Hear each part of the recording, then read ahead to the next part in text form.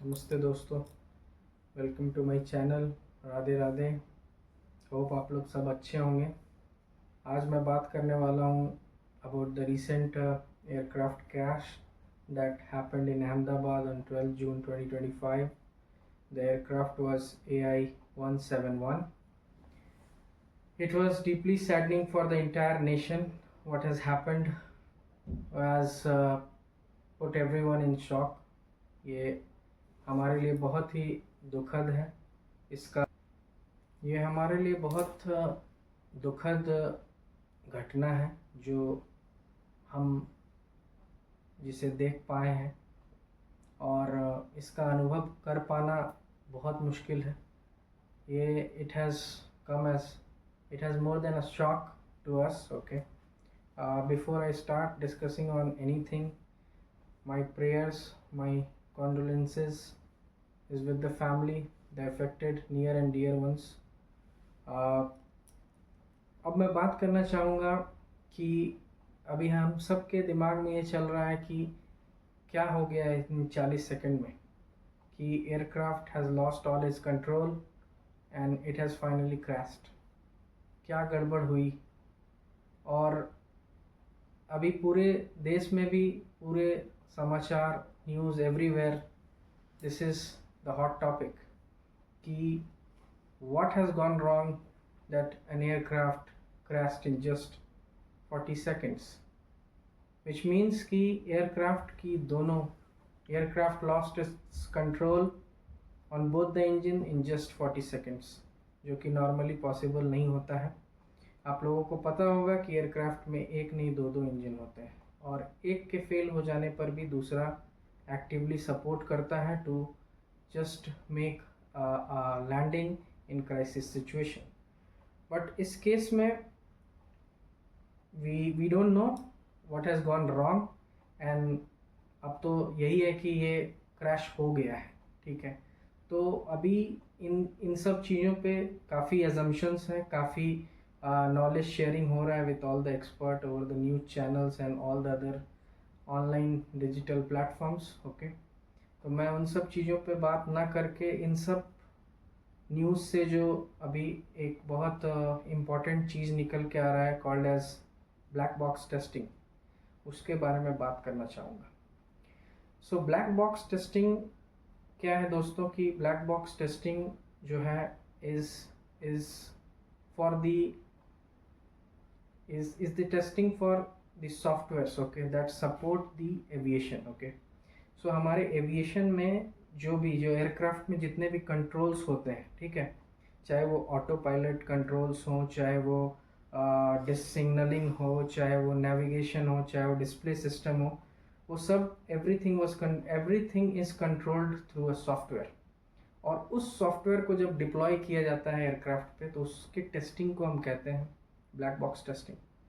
But यहाँ पे भी एक कैच है, हम बात कर रहे हैं ब्लैक बॉक्स टेस्टिंग की नहीं, यहाँ पे कंफ्यूज ना हो आप, हम बात कर रहे हैं ब्लैक बॉक्स रिकॉर्डर की। ब्लैक बॉक्स रिकॉर्डर, मैं बात कर रहा था कि हमें इस पॉइंट पे कंफ्यूज नहीं होना है, और we have to clearly investigate, clearly understand that our focus is to understand the black box recorder. Okay, क्योंकि ब्लैक बॉक्स रिकॉर्डर ही एक ऐसा डिवाइस है जो क्रैश सिचुएशन में it gives us more information. Okay, वो हमें बताता है कि what would have gone wrong, क्या गलतियां हुई होंगी, क्या मैल फंक्शनिंग हुआ होगा, या क्यों all of sudden the system was the aircraft was not working, aircraft अचानक से क्यों काम करना बंद कर देता है। ओके, सो अब हम समझते हैं कि ये ब्लैक बॉक्स रिकॉर्डर है क्या। तो दोस्तों, ब्लैक बॉक्स रिकॉर्डर एक डिवाइस है, ओके, जो जिसके पास दो कंपोनेंट होते हैं। ठीक है, एक होता है flight data recorder. Okay, flight data recorder क्या करता है कि रिकॉर्ड करता है जितना भी ट्रैफिक सिग्नल कंट्रोल होता है।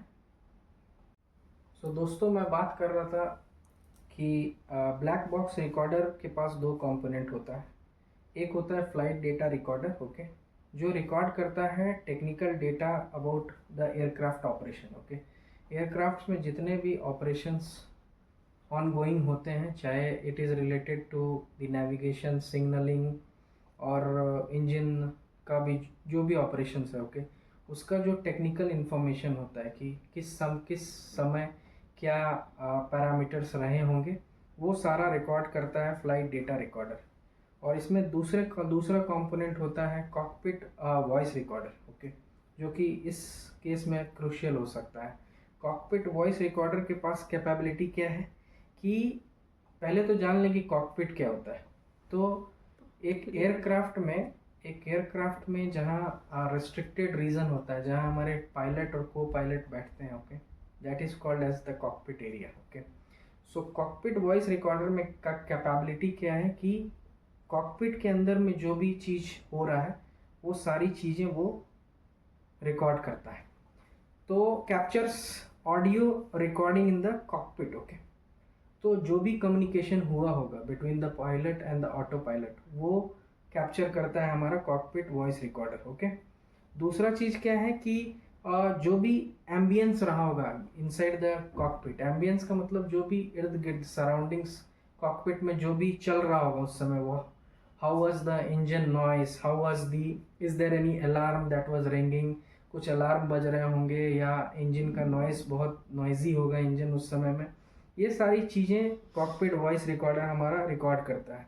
या जो भी कम्युनिकेशन पायलट्स करते हैं to the ATC, okay, air traffic control system, जो भी कम्युनिकेशन हुआ होगा during that moment within 40 seconds, ये सारा चीज़ हमारे जो है कॉकपिट वॉइस रिकॉर्डर में रिकॉर्ड हुआ होगा। So in this case to understand what has gone wrong, क्या गलतियाँ हुई होंगी या क्या एयरक्राफ्ट में खराबी हुई होंगी, इसके लिए ब्लैक बॉक्स रिकॉर्डर का ये कंपोनेंट हमें बहुत मदद कर सकता है टू अंडरस्टैंड थिंग्स बेटर। और दूसरा चीज़ क्या है कि ब्लैक बॉक्स रिकॉर्डर का एडवांटेज क्या है, और या black box recorder is very robust, okay. It can sustain in temperatures between 1100 degree Celsius to around 2012 degree Fahrenheit, okay. So in case कि यदि एक्सप्लोजन हो जाता है इन एयरक्राफ्ट, ओके, और there are lot of fire around, इन दो situations में भी ये ब्लैक बॉक्स रिकॉर्डर सरवाइव कर जाता है। और that is the only reason we are all the external agency या जो भी इन्वेस्टिगेट कर रहे होंगे, they are looking out for the black box recorder, क्योंकि बहुत ज़्यादा चांसेस है कि इट वुड बी सेफ, वो सेफ होगा। And the second thing is, इसके मिल जाने से ये सारे इन्वेस्टिगेशन, ये सारे एजम्पशंस को एक डायरेक्शन मिल जाएगा, और डायरेक्शन मिलने के बाद एटलीस्ट हम जान पाएंगे कि what was the actual reason behind this failure that has happened, okay. And दूसरा चीज़ है कि इसके लिए हम क्या how to prevent, okay, this, if it is aircraft system failure or it is a mistake during the crisis situation by the pilot and or the co-pilot, ये सारी अंडरस्टैंडिंग्स हमें आने से एटलीस्ट हमें ये लर्निंग मिल जाएगी, और इन फ्यूचर हम ऐसे इंसिडेंट्स को प्रिवेंट कर पाएंगे टू अ ग्रेटर एक्सटेंट। तो अभी के लिए मैं दोस्तों अपने ब्लॉग को यहीं पे कंक्लूड करना चाहूँगा। अभी के लिए मैं इतना ही कहना चाहूँगा कि लेट्स होप कि हमें ये ब्लैक बॉक्स रिकॉर्डर मिल जाए, और इसके मिलने के बाद let's we hope that will find the actual reason behind this tragic that happened, okay. और अभी के लिए दोस्तों थैंक यू। यदि आपको ये ब्लॉग इंफॉर्मेशनल लगा हो तो please like and subscribe. Thank you everyone.